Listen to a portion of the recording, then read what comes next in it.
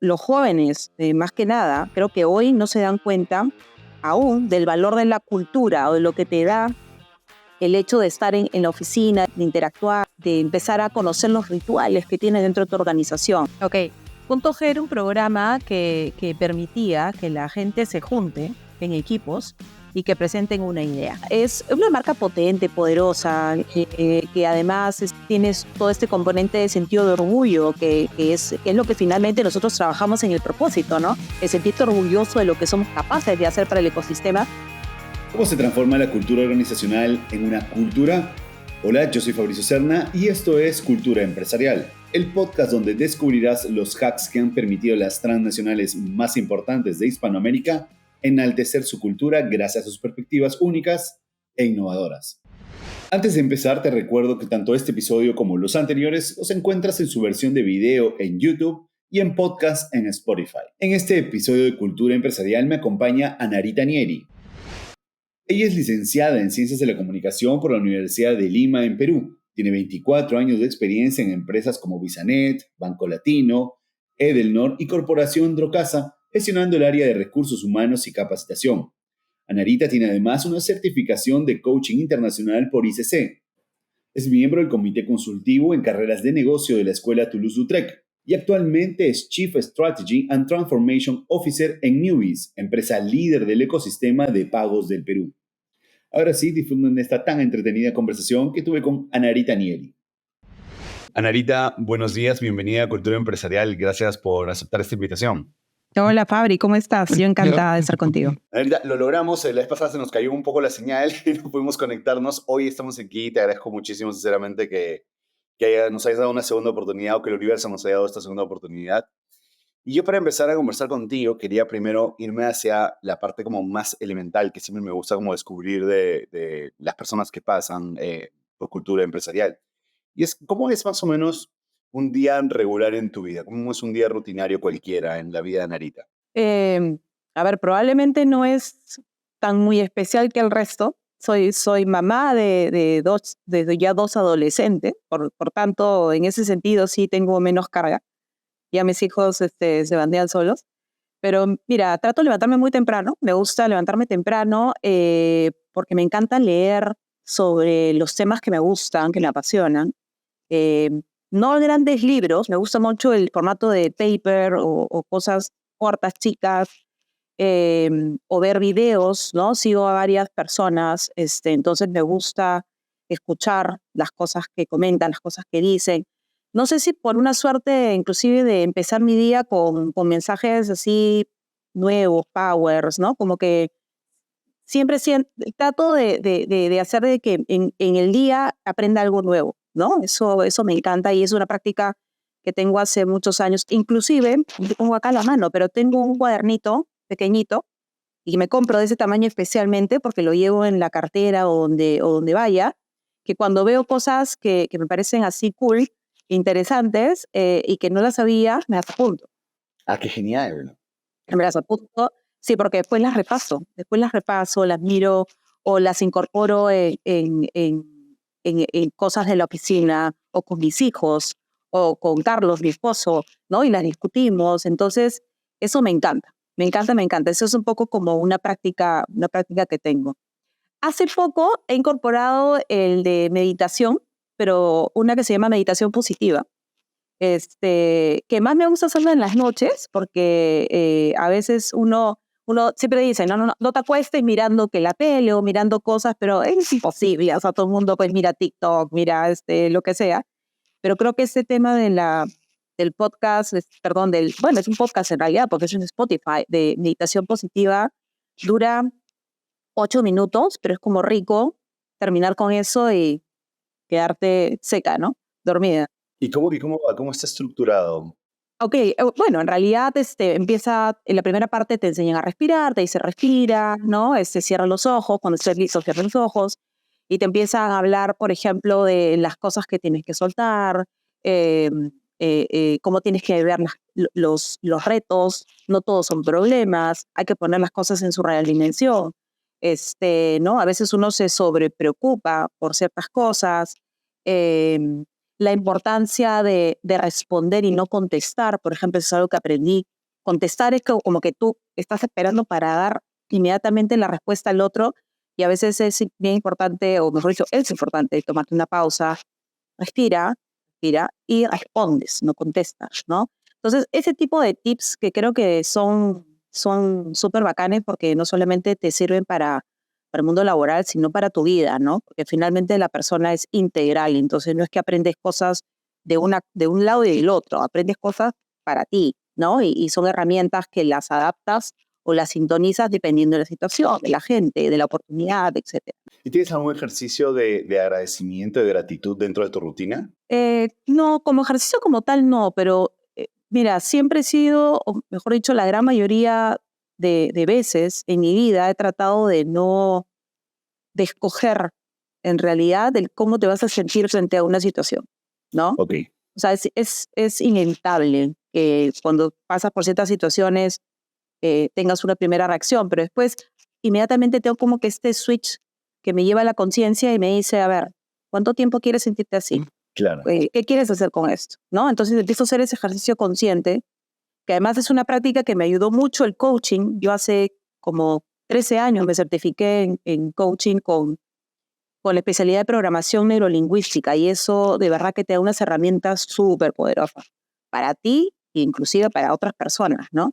Entonces, agradecimiento, o sea, de hecho, creería que lo hago en la práctica misma, ¿no? O sea, y de verdad, y sobre todo, de no complicarme con cosas que no son problemas, de que, oye, uno tiene que ser realmente agradecido, con todo lo que a uno le sucede, bendecido, ¿no? Entonces, yo la verdad es que no soy la optimista del grupo, ¿ya? Pero sí creo que trato de realmente que me preocupen las cosas que realmente son importantes, ¿no? Y eso de verdad que marca una diferencia súper importante en tu vida, en tu salud, ¿no?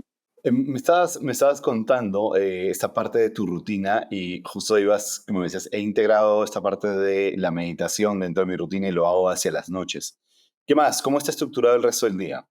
El resto del día, bueno, nada, como a las 7 trato de tomar desayuno, eh, me arreglo, me cambio y salgo para la oficina, ¿no? Ya a las 8:30 más o menos estoy en la oficina, y en realidad ahí arranco con mi café, conversando con la gente primero, un poco saludando a los que están, porque como ahora no todos vamos a la oficina, entonces veo más o menos quiénes están, para ubicarnos.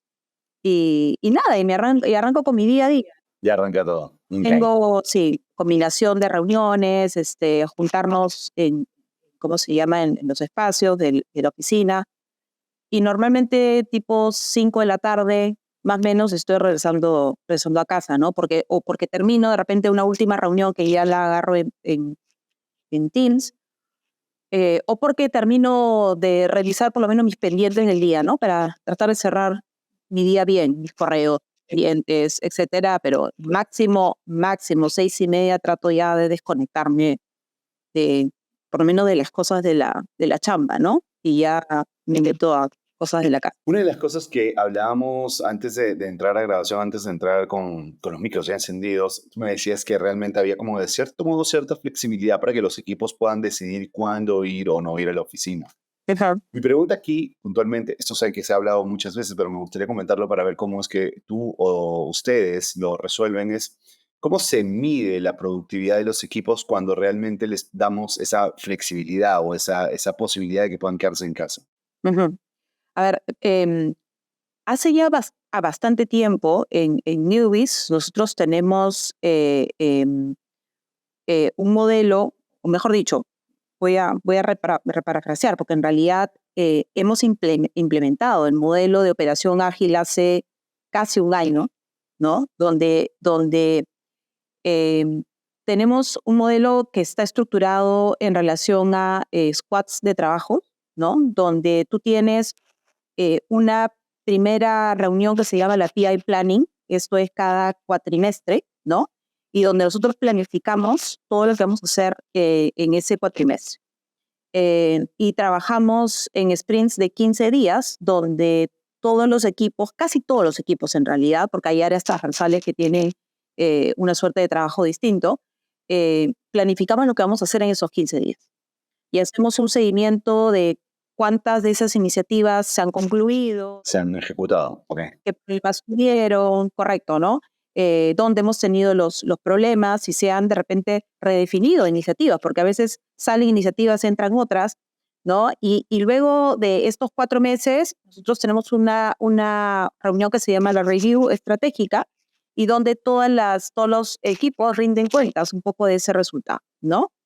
A la par, tenemos una plataforma donde tenemos ya colocado el plan del año, que parte obviamente desde el sentido de propósito, que es la guía, ¿no? de todos los equipos.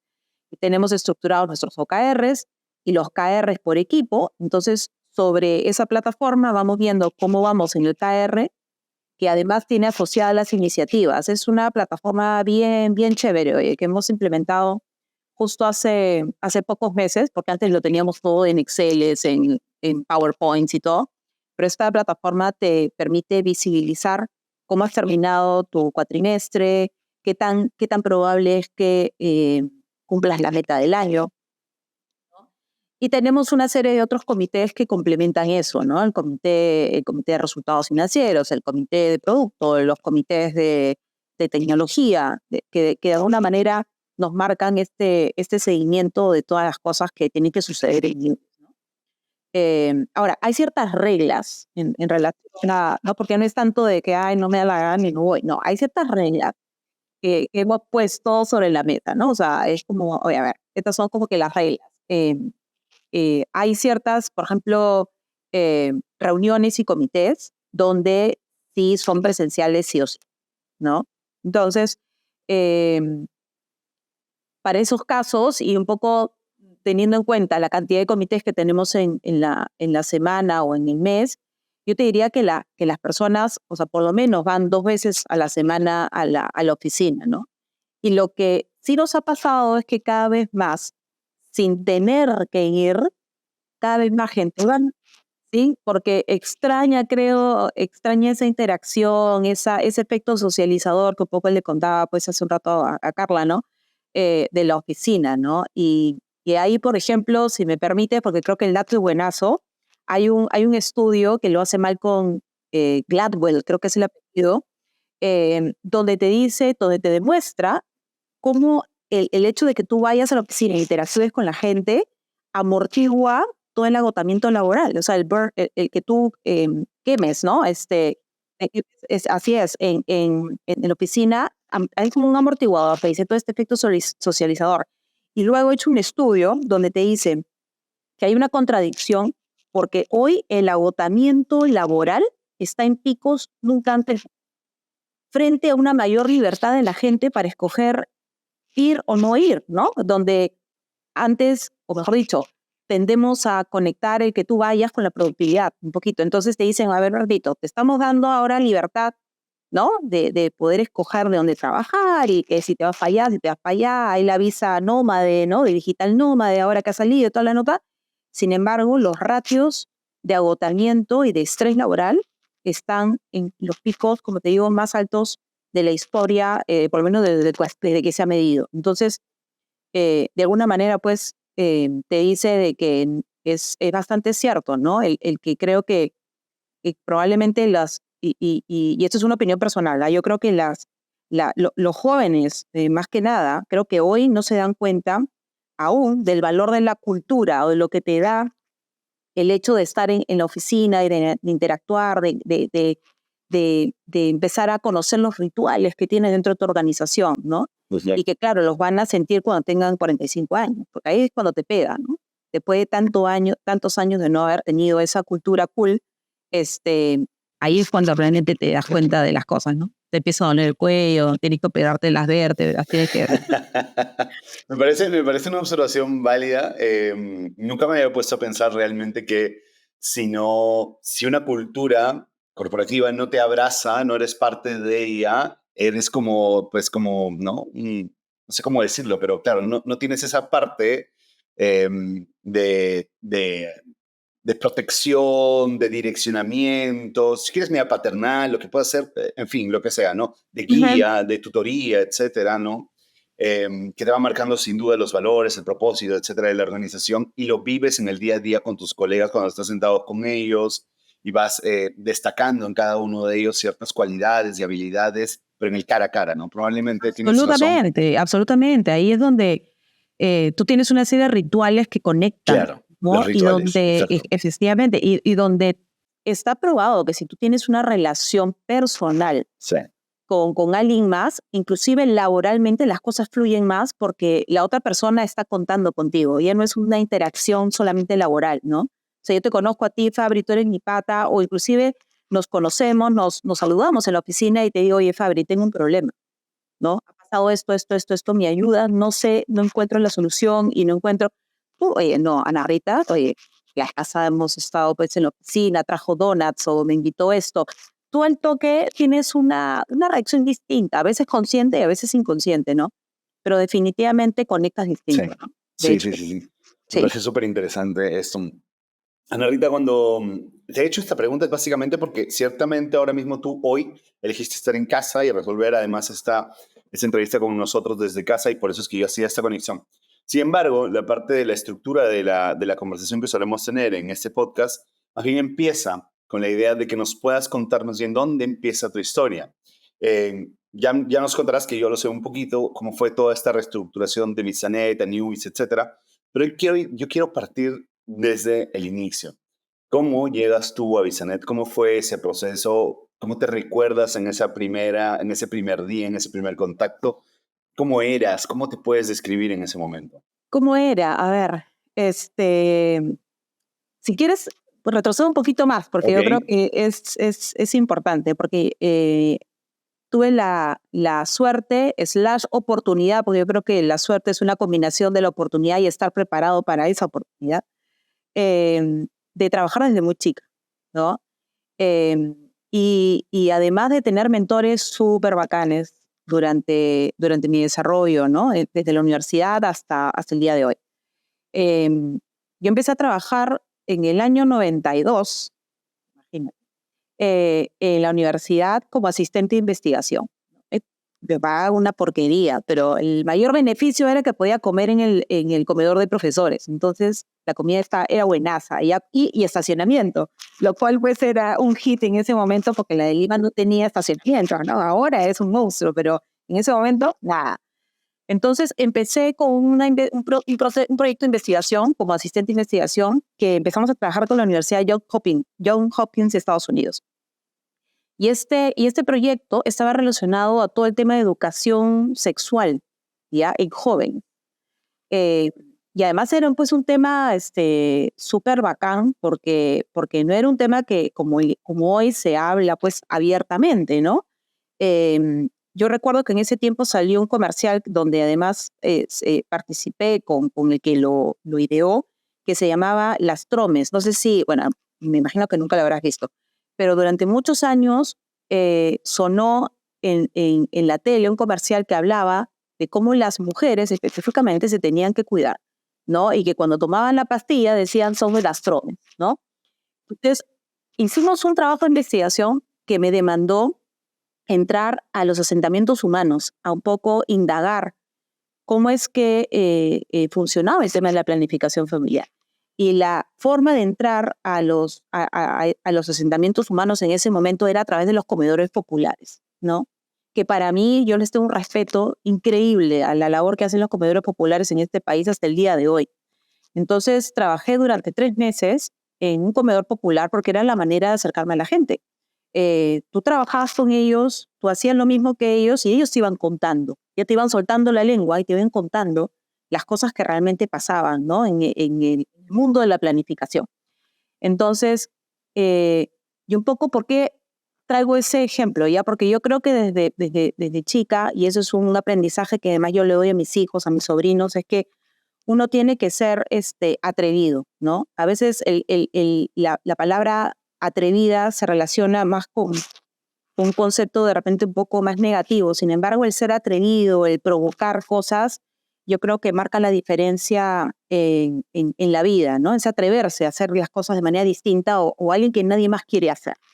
Entonces, a partir de ahí, empecé a trabajar y empecé primero en el Banco Latino, que fue una escuela maravillosa, maravillosa. Empecé en el área de recursos humanos, ahí trabajé como 2 años y medio, específicamente en el área de comunicaciones.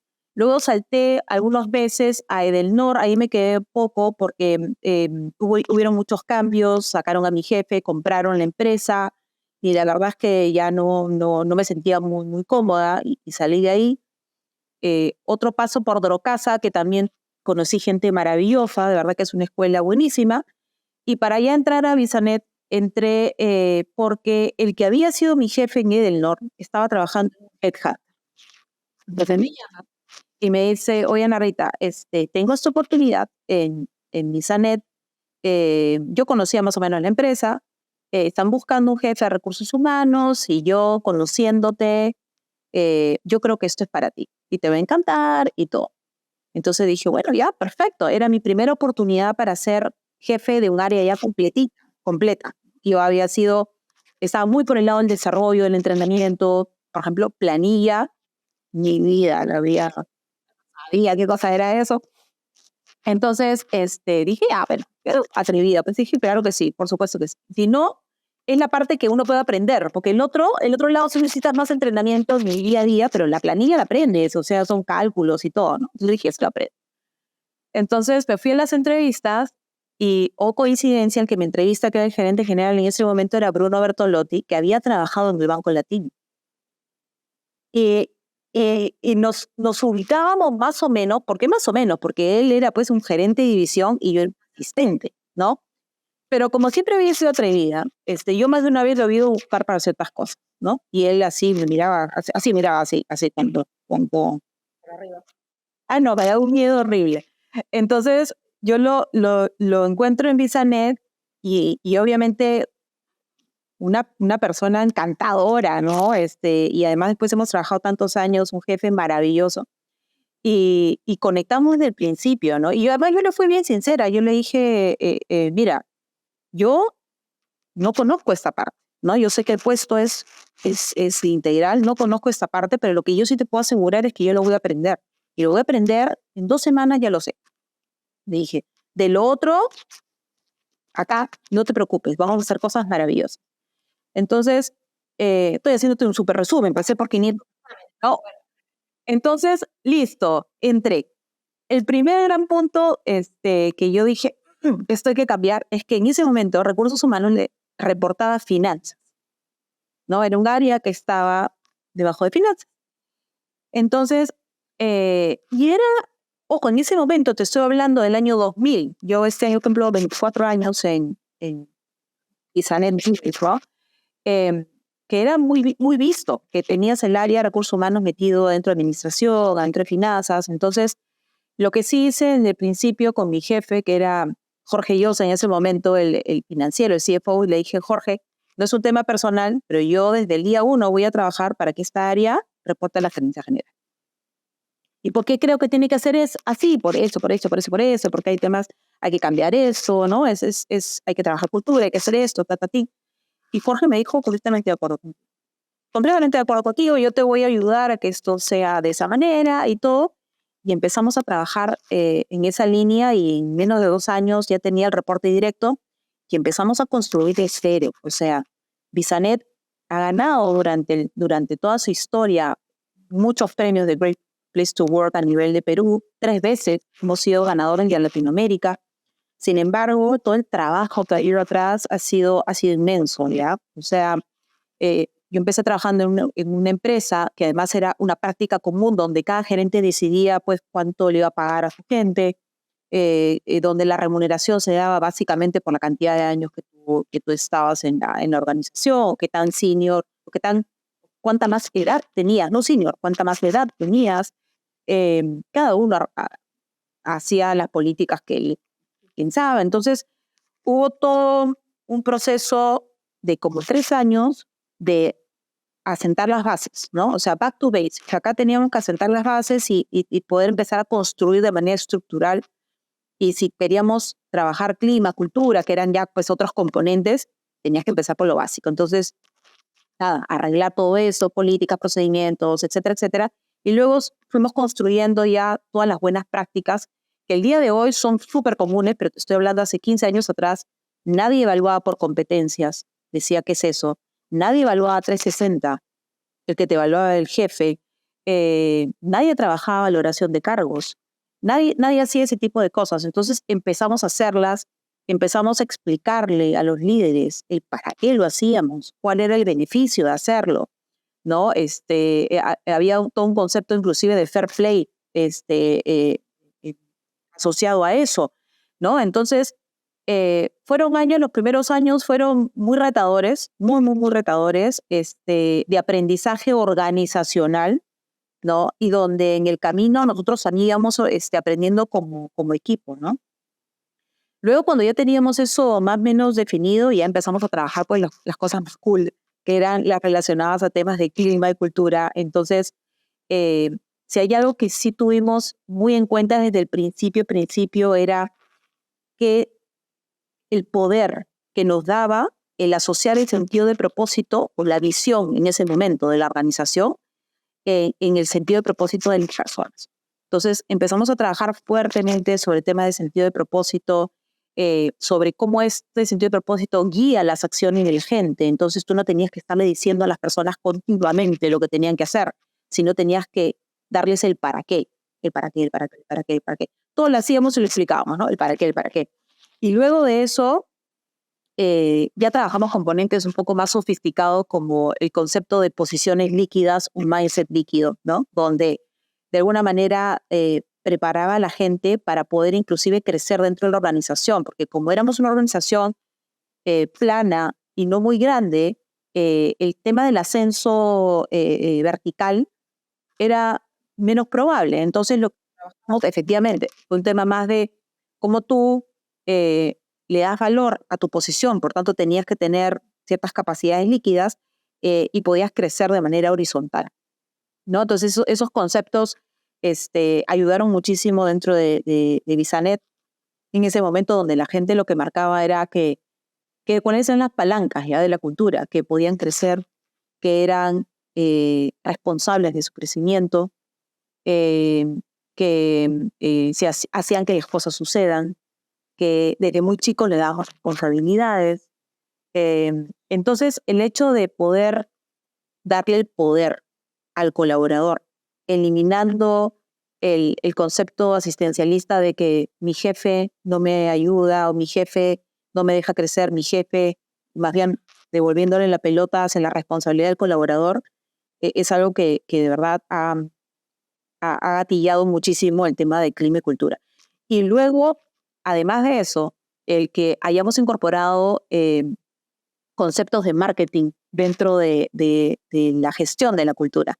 Nosotros trabajamos las campañas internas como si fueran campañas marketeras y estábamos en nuestros clientes y trabajamos estas campañas con un concepto marketero total, ¿no? Entonces empezamos a armar lo que nosotros llamamos los rituales de engagement en Bisanet y ahí hemos tenido la suerte y además que los convencíamos de tener gerentes generales que se atrevían a hacer cosas que nadie hacía, ¿no? O sea, por ejemplo, nuestro primer programa de creatividad se llamó Punto G, ¿no? Claro, cuando fui ¿te acuerdas? El gerente general que se iba a llamar Punto G, me miraba y se iba poniendo rojo. Y yo todavía le decía, ¿pero por qué te pones rojo? Y me decía, no, me pongo rojo. Pues te estás poniendo rojo, le digo, te estoy viendo. Y le explicaba el por qué se tenía que llamar Punto G y cómo asociamos los premios a todo ese concepto entretenido, nunca payaso, ¿no? La idea no es ser payaso, sino es cómo utilizas el humor a tu favor, ¿no? Un humor inteligente para que la gente lo compre, lo lea, lo entienda. Y fue un programa de verdad espectacular. Es más, fuimos finalistas en creatividad empresarial con Punto G, por ejemplo, ¿no? Pero una de las cosas que cuando preparábamos esta entrevista con la chica nos dábamos cuenta, justo además te citaban en una entrevista, tú decías, ¿no? Desde hace muchos años trabajamos nuestros programas, pero el que me gusta más es que tú citabas y decías fuerte esto, con bastante sentido del humor. ¿no? Y explicaras un poquito lo que es punto G. No quiero pasarme punto G como cualquier cosa porque realmente creo que es un hito dentro de tu gestión. Me gustaría que hagamos un zoom ahí y que nos expliques un poquito bien desde el inicio cómo nace, cómo se estructura y en qué consistía. Ok, Punto G era un programa que permitía que la gente se junte en equipos y que presenten una idea. ¿Ok? Obviamente nosotros teníamos categorías de qué tipo de ideas tenían que ser, ¿no? Habían ideas o iniciativas relacionadas a eficiencia operativa, a temas de cultura, a temas financieros y a temas operativos específicamente. Entonces, tú presentabas esta idea, había una plataforma donde tú metías la idea, le explicabas, presentabas tu business case, etcétera, etcétera, y conforme ibas pasando por los diferentes estadios y había un jurado detrás, ibas ganando puntos geniales, eran los puntos geniales. Claro, qué mal pensado eres, Fabri. Yo soy absoluto bien jugado. No, eran los puntos geniales, ¿no? Los puntos que te hacen, qué genios que seamos creativos, qué genios, qué clevers, ¿no? Qué clevers. Entonces, eran los puntos geniales y los equipos iban ganando estos puntos geniales. Habían inclusive algunos puntos que tú ganabas de manera individual también, ¿no? Cuando traías algunas iniciativas de manera individual. La cosa es que cada 6 meses, me parece eran 2 veces al año, nosotros hacíamos una premiación de punto G y olvídate, pues no había el premio al coqueto, al cemental, no me acuerdo todas las categorías que teníamos, pero eran muy, muy graciosas y el premio tenía pues un concepto también ahí metido. Voy a buscar, a ver, el premio si te lo encuentro por ahí, de repente lo puedes poner aquí como producción luego. Pero lo importante de esto, ¿cuál era el reason why de esto? ¿Ya? Que en ese momento nosotros ya estábamos construyendo algo que sí tuvimos muy en claro desde el principio y en el negocio que estamos. Que era el que tú tenías que trabajar en la gente este ADN de innovación, el ADN de sentido de exploración, de buscar, de indagar, de aprender, de proponer. Entonces, este programa apuntaba a eso, ¿no? Eso era lo realmente importante. El cómo lo hacías, que creo que ahí es donde Bisanet y Newbies trabaja súper fuerte en el cómo, es la parte divertida, es la parte donde le metemos ya los componentes de humor, de doble sentido, obviamente siempre con respeto, ¿no? Pero el reason why de atrás era cómo nosotros íbamos modelando este ADN de innovación. Un programa que sacamos a la par de Punto G y que justo hemos estado conversando hace unas semanas atrás que yo quiero relanzar, era un programa que era como una novela que se llamaba Acciones Prohibidas, ¿ya? Y Acciones Prohibidas, y además empezaba con su canción, ¿no? Acciones Prohibidas, ¿no? O sea, todo un novelero completamente. Y Acciones Prohibidas era un programa hecho con títeres, pero los títeres se movían en la oficina, entonces nosotros filmábamos en las noches, noche madrugada, todas las historias de Acciones Prohibidas, porque la gente necesitaba saber que lo estábamos haciendo en las oficinas. Y habían personajes que actuaban conductas que nosotros queríamos erradicar en las personas. Claro, que querían... Ya, ok. Entonces nos cuidamos mucho con los títeres, ojo, porque decíamos, oye, este títere no se parece a nadie, ¿no? No. Este títere tampoco se parece a nadie, porque tampoco queríamos, ese es fulano, ese es mengano, ¿no? Entonces hacíamos como que títeres bien planitos, ¿no? Ya, vale. Como para que o no se parezca a nadie o se parezca a todo el mundo, ¿no? Ese es también lo importante. Medio neutro, claro. Medio neutro y le dábamos tomábamos situaciones y dábamos diferentes, y lo bacán es que luego del capítulo, que duraba como 5 minutos o 8 minutos, había un aprendizaje. Entonces salía la chancona del grupo, ¿no? De los títeres o el que aprendió a decir qué había pasado, ¿no? Oye, ¿se acuerdan de esa situación de fulanito con menganito? Sí. ¿Qué hubiera pasado si de repente desde el primer momento tú lo hubieras ayudado o tú hubieras sido parte del equipo, ¿no? Y no le hubieras dicho, ahorita no tengo tiempo o ese no es mi rol, ¿no? Entonces,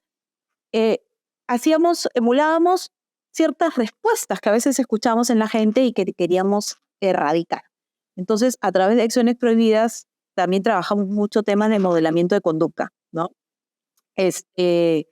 Otra herramienta buenaza que también hemos usado y que la mantenemos es la impro. Nosotros hacemos nuestros programas de liderazgo con talleres de impro, ¿no? ¿Por qué? Porque nos hemos dado cuenta que liderar y gestionar cambio muchas veces, mejor dicho, la gran mayoría de veces viene más por desaprender más que por aprender. Y erradicar lo que nosotros llamamos creencias limitantes, ¿no? Entonces, en la impro, todos nos ponemos en un plano igualitario, desde el gerente general hasta el practicante, y todos trabajamos en entender cómo duele ese proceso de desaprender, pero lo importante es desaprender. Entonces, la impro, por ejemplo, es algo que nos ha ayudado muchísimo en la gestión de liderazgo, ¿no? No los cursos, no talleres, impro. Maravilloso. Ana Rita, una de las cosas que me parece muy interesante en el caso de ustedes es todo como, ¿no? De cierto modo se va haciendo como un poco de estos juegos que se van, ¿no? O sea, si estamos integrando impro, estamos integrando para la alineación de la cultura a los títeres, las posiciones líquidas, o sea, me parece todo como muy innovador y tal, y en algún punto integrado también algo de gamificación también dentro de los procesos y tal. Sí, sí, sí. Cuando explicabas y decías, hacíamos marketing a la interna, claro, ahora todo el mundo habla del endomarketing, pero probablemente ustedes lo hacían sin realmente tener mucho sentido de eso es endomarketing, no es como hagamos marketing a la internet. Habla en sí de una empresa que todo el tiempo estaba como queriendo adelantarse en el tiempo sin saberlo, de querer probar nuevas cosas, de decir cómo hago que mis equipos sean más dinámicos, que se diviertan, que sientan la cultura que hablábamos hace rato y que si no la sientes en ese momento, pues luego te va a hacer falta realmente, ¿no? Correcto. Pero hay algo que siempre me ha quedado dando vueltas y es ¿recuerdas este ejercicio que siempre decían de McDonald's, ¿no? ¿Qué es McDonald's? ¿A qué se dedica McDonald's o cuál es el negocio de McDonald's? Todo el mundo decía vender hamburguesa, pero no lo era, ese no era el negocio de McDonald's. Cuando uno piensa en Visa, y Visa, esto es lo locazo, que es tan parte de nosotros que uno no sabe realmente a qué se dedicaría Visa. ¿Qué es Visa? No, pues es la que me permite pagar con la tarjeta. Pero desde dentro, ¿cómo se explica qué es lo que es VisaNet? A ver, VisaNet en realidad, y eso es buenaza la pregunta porque nosotros decíamos en ese momento, bueno, ahora hemos hecho un pequeño cambio, que éramos los que de alguna manera generábamos el crecimiento de los negocios de nuestro país, ¿no? Nunca hablamos de que somos los que aceptamos tarjetas Visa en los POS, nunca hablamos de eso, nunca hablamos de eso. Porque para nosotros, nuestros productos, de hecho, el producto es una herramienta, el producto es como que el canal a través del cual logras otras cosas, pero siempre hemos relacionado nuestro propósito a algo más trascendental.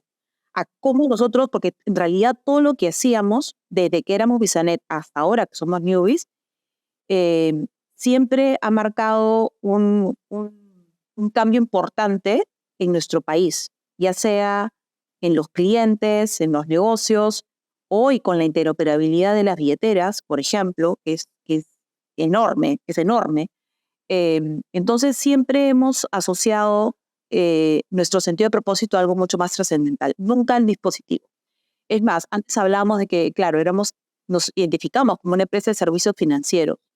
Hoy nosotros decimos que somos una empresa de tecnología. Que somos artífices de la evolución de los pagos digitales en nuestro país, ¿no? Que somos quienes conectamos a diferentes actores del ecosistema, que somos habilitadores, ¿no? Que trabajamos por la simplicidad y por la seguridad de los negocios de nuestro país. O sea, siempre lo asociamos a un concepto más trascendental y eso es lo que además le encanta a la gente que trabaja en UX, ¿no? Claro, porque estás hablando ya no es como damos el servicio, sino estamos aportando algo súper, súper macro, ¿no? A nivel país, a nivel sociedad. Sí, claro, a nivel país. O sea, Y somos una empresa, relativamente pequeña en términos de gente. Somos 350 personas en Newbies. Sin embargo, tenemos una responsabilidad enorme en el ecosistema de nuestro país, en el ecosistema de pagos de nuestro país. Nosotros somos los rieles de la interoperabilidad de este país. Cuando tú pasas una transacción o pagas con tu Yape, con tu Plin, con BIM, con lo que tú quieras, a otra billetera, esa carretera, esa transacción se da porque Newbies está atrás. Qué genial, ¿no? Lo importante es que, y ¿por qué es importante conectarlo con la trascendencia? Porque la tendencia cada vez más es que el pago en sí a lo que tú te dedicas sea transparente para ti como usuario, o sea, que ni siquiera lo sientas, ¿no? Nosotros le llamamos son con las transacciones invisibles, tú no lo sientes. Entonces, ¿para qué vas a conectar con algo que estamos trabajando para que no se sienta? Entonces, es lo que sí la gente siente en Newbies es que realmente siempre hemos sido artífices de esa evolución, como tú decías, ¿no? Siempre Bisanet en su momento y ahora Newbies ha trabajado para estar un paso adelante, para ayudar, ¿no? A un paso adelante y fuimos los primeros, además como organización, a darle paso a otros jugadores. Y eso lo saben muy bien los otros jugadores que en su momento entraron al mercado, que son los payment facilitators, ¿no? Que son como empresas de adquirencia de pagos, pero más chiquitas, ¿no? O especializadas. Entonces, porque nosotros siempre dijimos, oye, esto no es competencia, hay tanto por crecer en nuestro país que bienvenidos todos, bienvenidos todos. Esto es un ecosistema. Entonces, siempre pensamos en ese modelo de ecosistema, ¿no?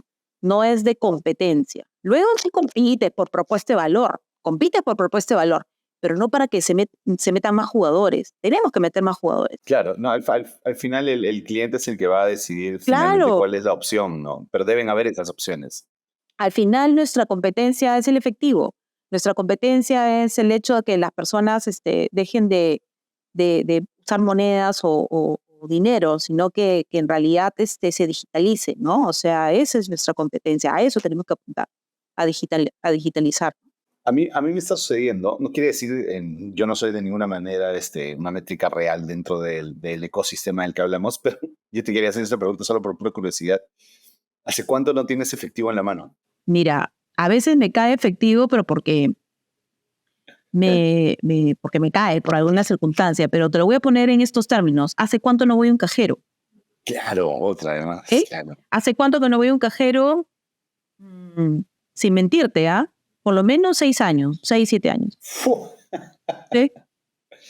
Yo tenía un dato, yo ya estaba como llevando cuenta y decía, hace más o menos creo que cerca de un año que no tocaba efectivo, pero bueno, ahorita he hecho un viaje por carretera y forzadamente he tenido que sacar efectivo para poder hacer los pagos de los peajes porque no en todos estaba, ¿no? Y donde de pronto me dan la opción de Plin y tal, la señal no agarraba, una locura así de este viaje. Pero bueno, y en ese momento me puse a pensar y dije, oye, cada vez usamos menos efectivo, ¿no? O sea, esto es hacia dónde vamos, ¿no? ¿Y cómo tenía yo efectivo antes? Porque ahora después de la pandemia es otro cuento, ¿no? Tú puedes encontrar, pagar con billetera en cualquier sitio, la verdad, y cualquier cosa. Pero antes, ¿cómo hacía? Por ejemplo, si salíamos a comer con nuestros amigos, siempre por ahí había el prehistórico que sacaba, mentira, el que sacaba las monedas o los billetes y yo le decía, yo pago por ti, ¿no? Y me agarraba esos billetes, metía en mi cartera y yo pagaba con la tarjeta por los dos, ¿no? Vale. Entonces, así iba teniendo la platica. Una de las cosas más bonitas que están sucediendo en esta conversación para mí o para quienes vayan a escuchar este episodio es que al final te das cuenta que siempre detrás de todas estas transacciones, como tú lo acabas de explicar, siempre han estado ustedes y son realmente ese vehículo, ¿no? Me gusta este giro que tú dices de cómo se denominaban al inicio, que eran como una empresa de servicios financieros y ahora son una empresa de tecnología. Sí. Esto me parece maravilloso, básicamente por lo siguiente, porque habla mucho de la intención de la empresa de todo el tiempo estar en proceso de cambio. Sí. Ahora, quiero conectar esto con lo siguiente, es cómo se sostiene realmente al interior o cómo bajas más bien la cultura dentro de un equipo tan dinámico como el de ustedes. Y para esto quiero entonces hacerte una pregunta. ¿Cómo está estructurado el equipo dentro de Bisanet? Tienes un equipo, imagino, comercial que está todo el tiempo probablemente en campo.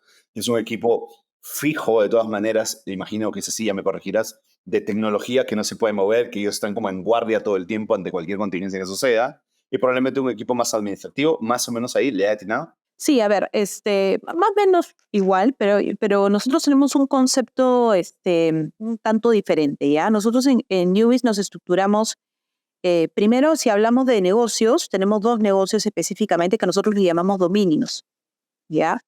El dominio de adquirencia, y ahora después lo voy a explicar, y luego un dominio que se llama de procesamiento. En el dominio de adquirencia, nosotros tenemos estructuradas los segmentos de clientes con los cuales tenemos negocio. Aquí básicamente está el negocio por el cual tradicionalmente somos conocidos, el hecho de que tú puedas habilitar a los diferentes negocios para aceptar pagos, ¿no? Con billeteras o con tarjetas, etcétera, ya sea a través de un dispositivo POS o que tengas el pago en link o la web o el app o que quieras vender a través de WhatsApp, lo que tú quieras. Entonces, tenemos toda esta área de adquirencia que de alguna manera atiende esos mercados y ahí estamos organizados por segmentos. ¿Okay?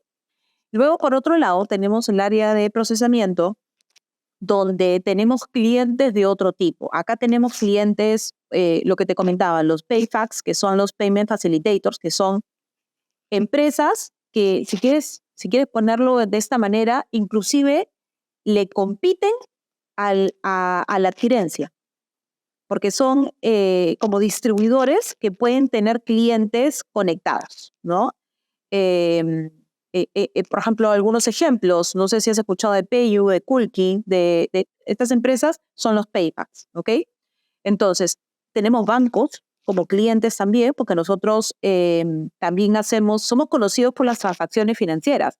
Sin embargo, también tenemos transacciones de data y también tenemos inclusive negocios de telemetría.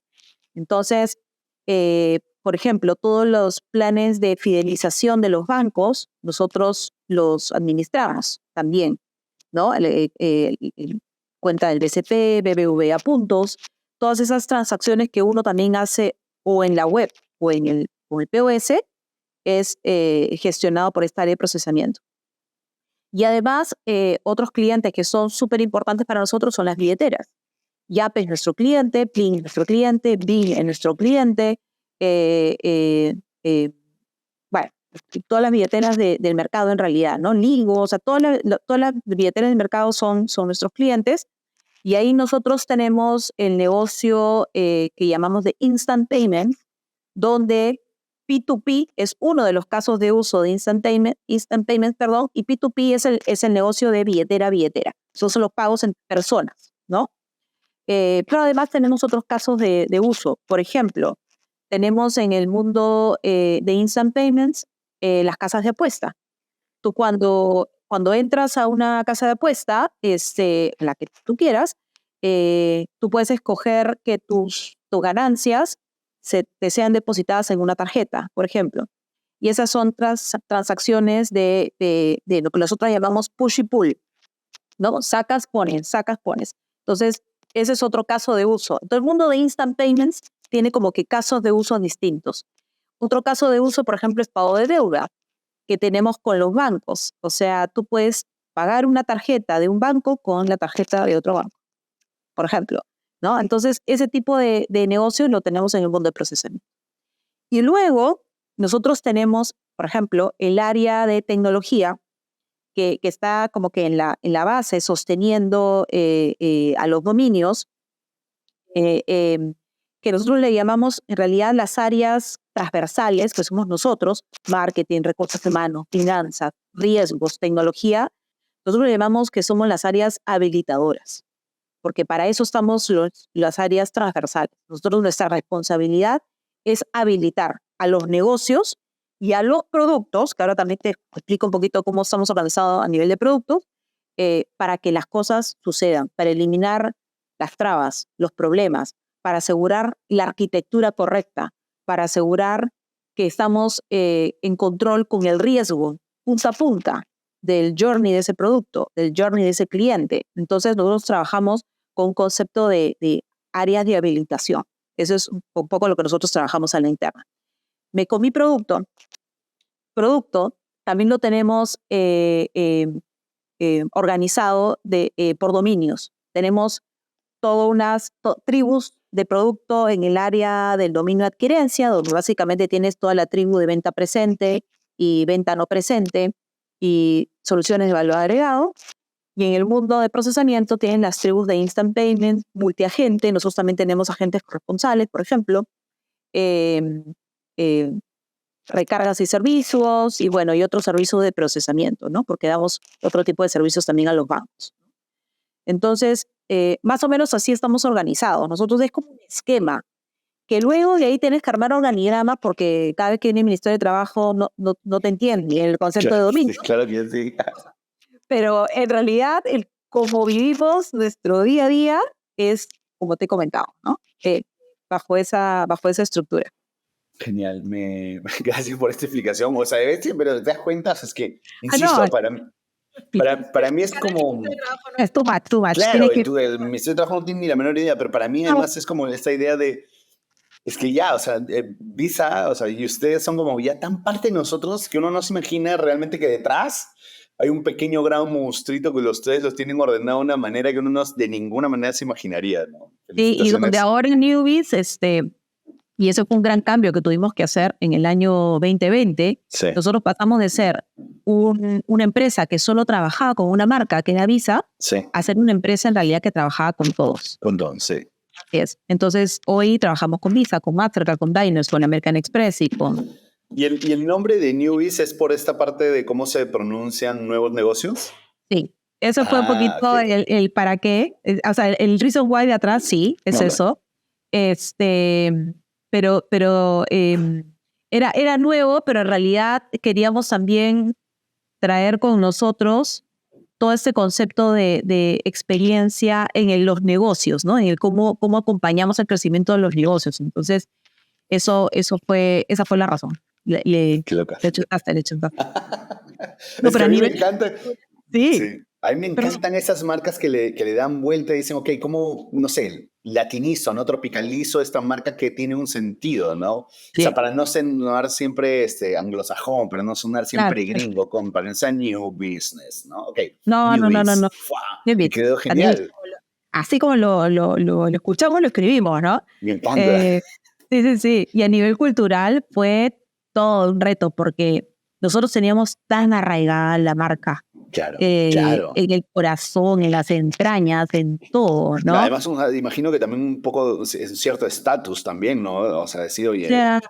Sí, o sea, es una marca potente, poderosa, que además tienes todo este componente de sentido de orgullo, que es lo que finalmente nosotros trabajamos en el propósito, ¿no? El sentirte orgulloso de lo que somos capaces de hacer para el ecosistema.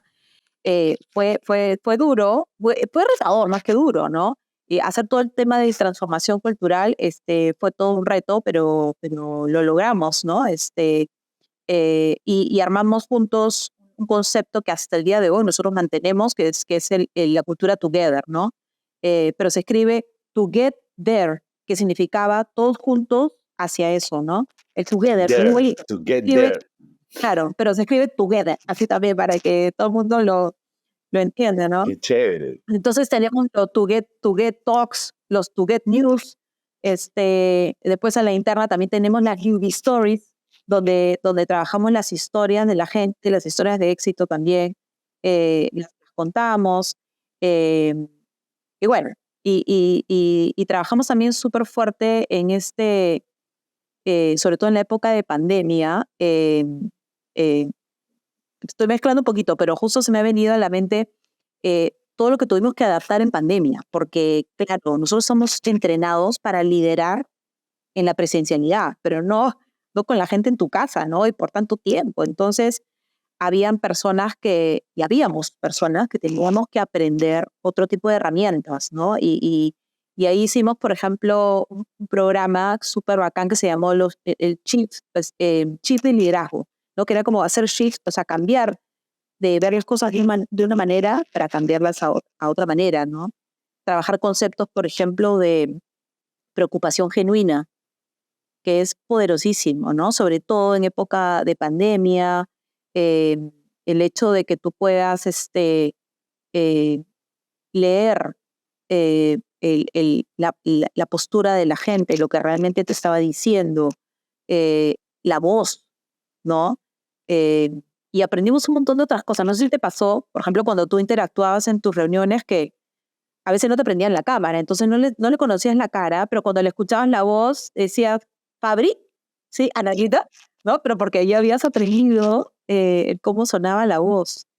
Entonces creo que también el reto de Newbies y de todas las empresas fue también de cómo adecuarte a la no presencialidad de tanto tiempo, ¿no? Pero bueno, yo creo que el secreto, diría que ya no tan secreto, es en el cómo, es en el cómo hacen las cosas, ¿no? Y no necesariamente las fórmulas de una empresa funcionan para la otra.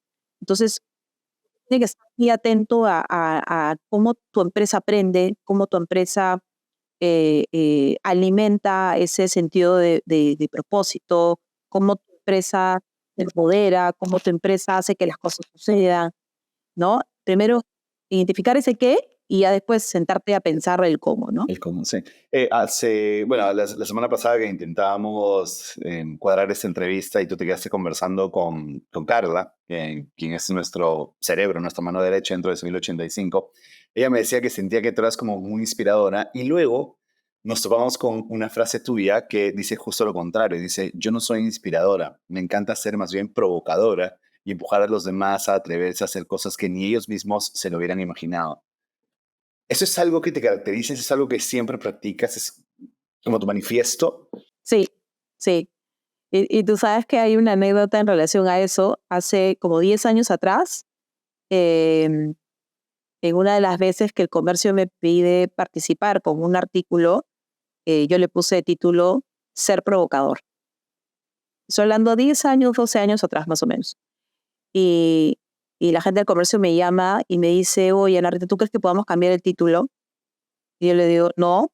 ¿Por qué? Le digo, es que, ¿Lo has leído primero? sí, sí, sí, es que provocador, o sea, como que provocador, es como, no sé, pues, te imaginará, pues, provocador, no sé, así alguien enseñando, no lo sé.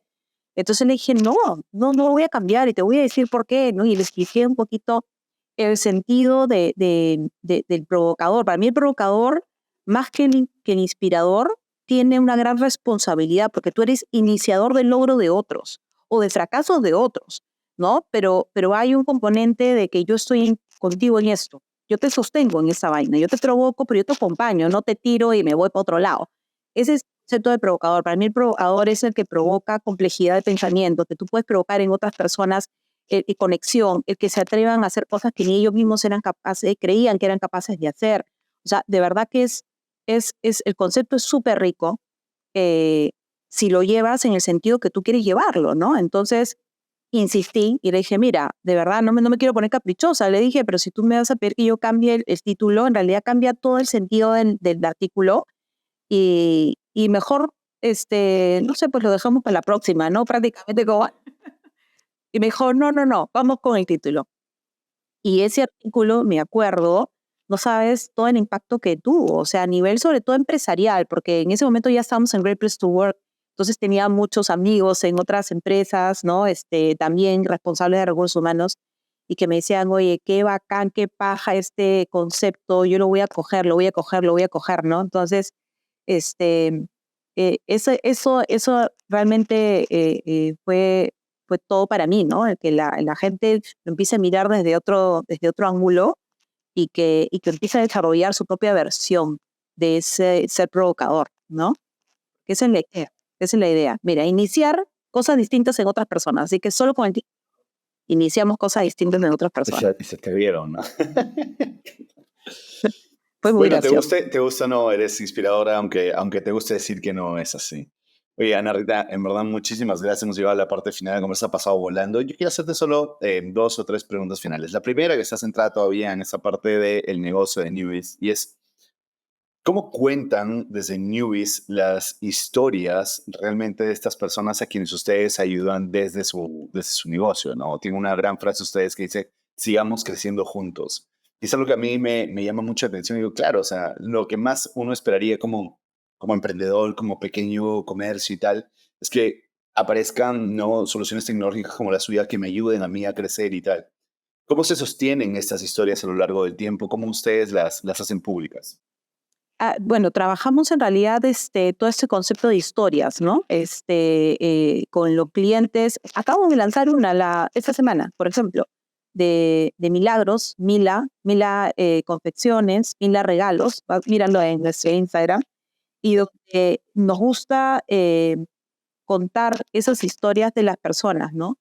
Y lo más bonito que vas a ver en esta historia es que no hablamos de nuestros productos, sino hablamos de lo que nuestros clientes lograron, de lo que nuestros clientes, de los retos que tuvieron, ¿no?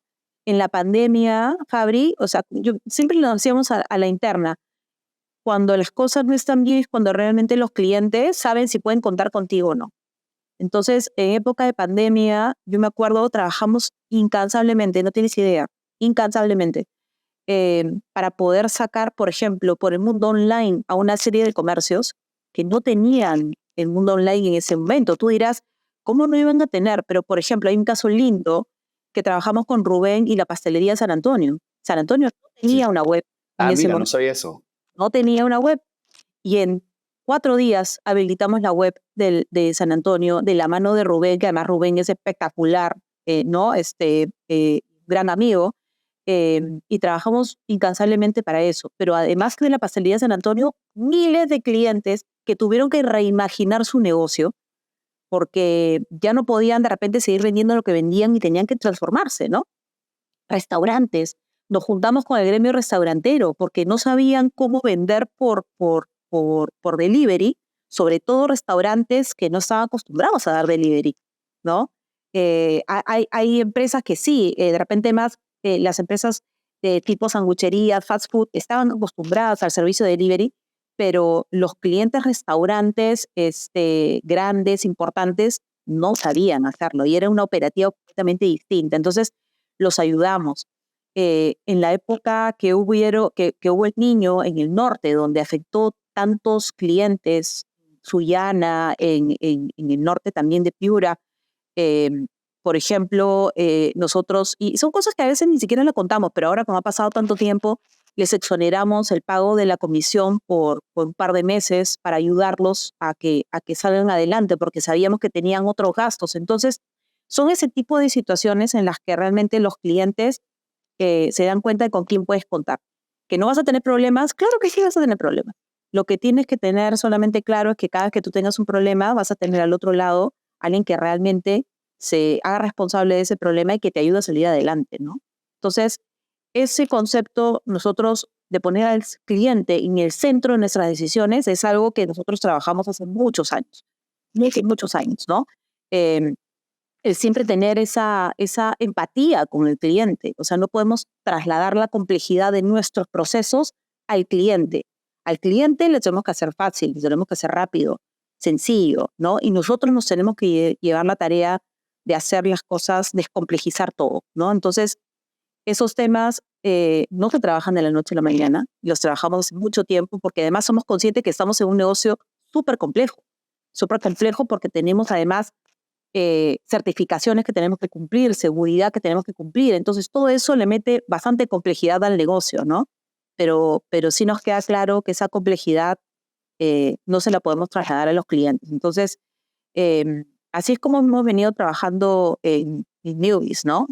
Con foco en el cliente, con ese ADN de innovación, con esa capacidad de aprender. Nosotros siempre decimos que es mejor tener el coeficiente de adaptabilidad más que el coeficiente de inteligencia, Claro. ¿no? Porque ese te asegura la capacidad de aprender y de seguir mejorando.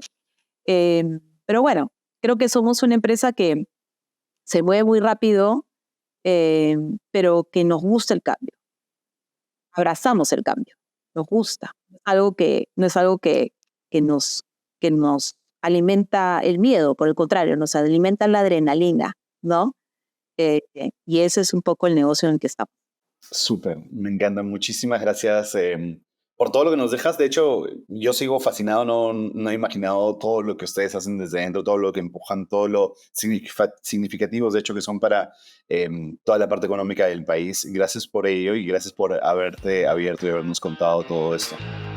Tengo que hacerte dos preguntas que son como las preguntas de cierre del podcast.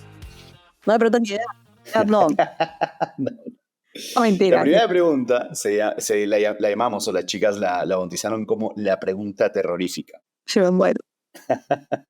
Y te lo explico ahora, básicamente. Es como un ficticio, esto no es real, es un escenario ficticio donde nos gusta poner a nuestros entrevistados para ver cómo ellos además hacen algo de impro y salen de este aprieto. ¿Te parece? Uh-huh. Listo, pues vamos. A ver. Ana Rita, comentábamos esta ley que se ha promulgado del Estado peruano sobre el apagón tecnológico y donde van a, por temas de seguridad, volver a promover el uso del efectivo y del dinero en metálico. ¿Cuál va a ser los siguientes pasos que vas a dar para darle soporte a tu equipo en los próximos días? A ver, primero y lo más importante, nuestras soluciones no solamente están pensadas para recibir tarjetas, también para recibir pagos en efectivo.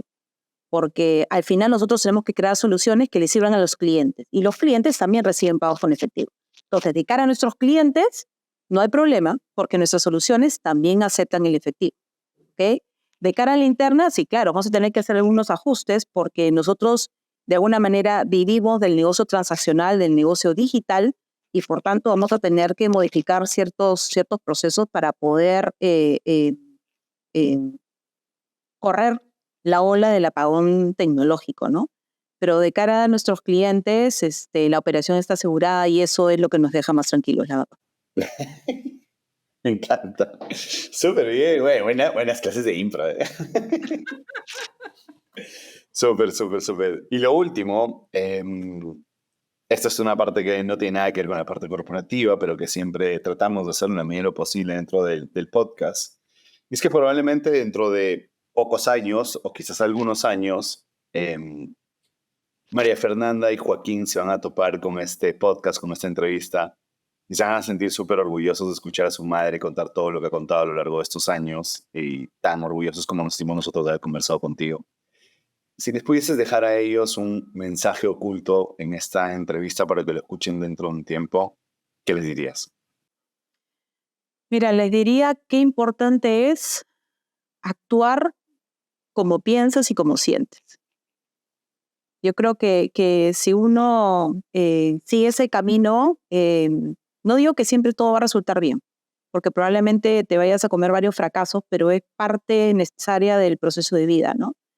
Creo que como papás a veces nosotros intentamos entrenar más en el mundo del éxito a nuestros hijos y dejamos de lado la importancia de entrenarnos en el mundo del fracaso.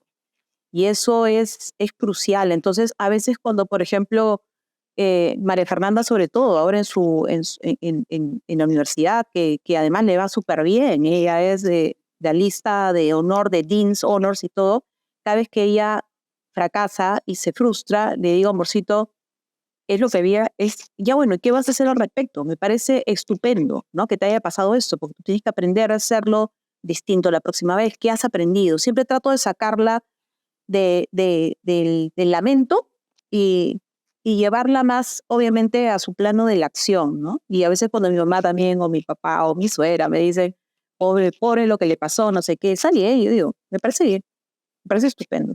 Y eso lo aprendí, mira, no hemos hablado, oye, de mi abuela. Mi abuela es como, es mi herencia. Mi nona era... Toda la historia italiana, no la hemos hablado, ¿verdad? Lo siento mucho. Pucha, tengo de los dos lados, ¿no? Mi nona italiana era más la nona tradicional, la nona que además nunca habló español, entonces aprendimos el napoletano con ella, ¿no? Y era la nona que cocinaba, la nona que te hacía la pasta en casa, la nona italiana típica, ¿no? Y por otro lado, tengo mi nona paterna, mi abuela paterna, que es una mujer que fue a la universidad. Eran 3 mujeres en la universidad. Ella estudió geología en la Universidad de California y ahí conoció a mi abuelo, que se fue a hacer una maestría a Caltech, a California, y ella se muda al país, porque se muda al Perú, mejor dicho, porque se casa con él, ¿no? Y la historia de mi papá es similar. Mi papá va a estudiar a Italia, conoce a mi mamá, se casa con mi mami y se la trae al Perú también. Entonces, la historia ahí como medio se ha repetido, pero mi abuela paterna era una mujer alucinante, ¿no? Una mujer indomable, como le decía yo. Era una mujer que nos enseñó a confiar en nuestras decisiones, en levantarse cada vez que uno se cae, de aprender desde la adversidad. Aprendes desde la adversidad, porque finalmente es la resiliencia, y encaminarnos a esa independencia, a esa toma de decisiones, a tomar los ríos que realmente valen la pena, ¿no? Entonces, para mí esa es como mi huella. Ella me enseñó muchísimo, probablemente formó mucho de lo que yo tengo hoy como ADN y que yo espero, siguiendo tu pregunta, perdona que me haya desviado, que mis hijos aprendan eso, ¿no? Aprendan eso. Que se sientan orgullosos de su mamá, por supuesto, pero que eso les sirva de algo, ¿no? Porque si te vas a sentir orgulloso y no vas a hacer nada al respecto, no sirve de nada. No sirve de nada. Nuevamente, te quedas en el lado inspirador. Yo quiero... Entonces, que mis hijos se inspiren, maravilloso, pero que eso sirva para que ellos construyan una mejor versión de ellos mismos. Eso es lo importante. Qué lindo, Narrita. Muchas gracias por este último mensaje también y por todo lo que nos has dejado a lo largo de esta conversación sobre Newbies. Gracias por haber estado con nosotros. Encantadísima, Fabri, de haber hablado contigo. La verdad que ha sido una entrevista súper rica y de mucho aprendizaje también, para los dos, para mí también. Ana Rita Nieri y Newbies son unos grandes referentes de lo que es la cultura corporativa. Muchas gracias, Ana Rita. Un abrazote. Gracias, Fabri. Gracias. Encantada. Así terminó mi conversación con Ana Rita. Si algún pasaje de este episodio te ha resonado, tu misión hoy es compartirlo. Y nos serviría mucho si te suscribes a nuestro canal de YouTube o nos dejas 5 estrellas en Spotify. Eso nos ayudaría a llegar a más personas interesadas en este tipo de contenido como tú. Yo soy Fabricio Serna. Gracias por llegar hasta aquí.